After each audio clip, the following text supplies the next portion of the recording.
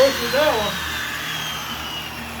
everyone, welcome back to the channel. My name's Tim and this is Tim the Trailman, and today I've got a treat for you. I've got two 4runners here and we're going to do a Viper cut on both of them. On mine, we're going to do the low Viper cut down here, and then on his, we're going to do the higher Viper cut. I'll go over the differences on them as we go, and then go over the benefits at the end and show you how they look aesthetically as well. So stay tuned. Okay, after filming and telling you what we were going to do today, I walk inside his garage and he tells me, hey Tim, I've got PPF film on the front bumper, so now I'm actually leaning towards doing the low cut and not throwing away the money that I've already spent on the PPF film. And PPF stands for paint protection film. He has it on his front bumper, his hood, and fenders in different areas to help keep the car looking nice as it ages and as he overlands. And so leave in the comments below what you would do and how you feel about throwing away money you've already spent for a future mod, such as doing a high cut on the front bumper. 10 minutes later. What we're going to do is the low cut. He doesn't want to waste his PPF, which I think is the right decision. I would do that myself. And then as a pro tip, what I would recommend is using your air saw, your grinder, your Dremel, whatever it is use your playground area, as I'm going to call it, and just make multiple cuts. See how it's going to react. Once you go to make that line, if that tool bucks, kicks, goes off or whatever, and it looks like it's a drunk line, you kind of got to live with it.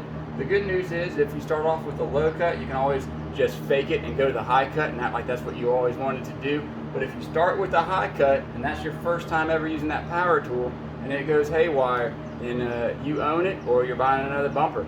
As always, safety safety first. So we're gonna do some videotaping and practice making the cuts on camera, and then we'll show you how we go across it.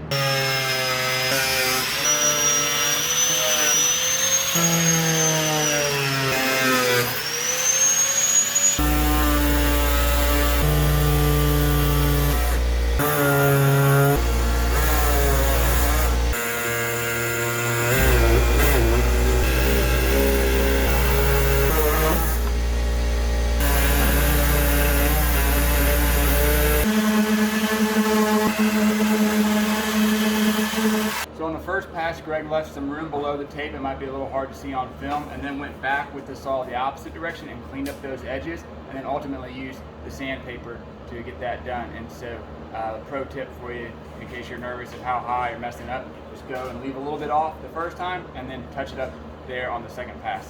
If you're starting off with a stock 4runner, what you're going to want to do is leave that screw there, remove that screw, and remove that screw, and then also you'll want to remove this screw here and this screw here.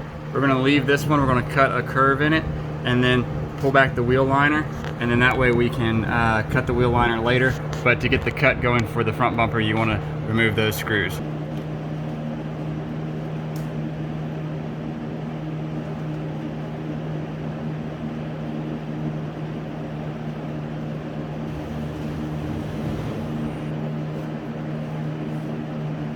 On mine, I have the bottom clip still because I don't have an aftermarket bumper.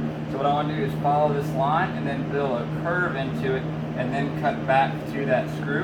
And then that way there will be stress relief in the curve, and I'll also get to retain that screw hole there, and it'll help keep the bumper cover from flapping in the wind. And so that's why I'm putting extra tape there, and we'll draw a line on it with this marker.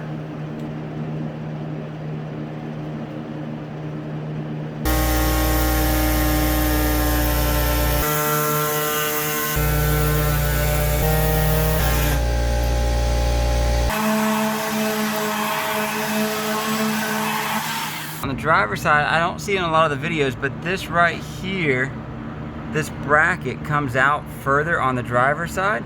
And so I'm gonna cut that off right here with a grinder and get that out of there. Alrighty, there's the finished cut on the bracket.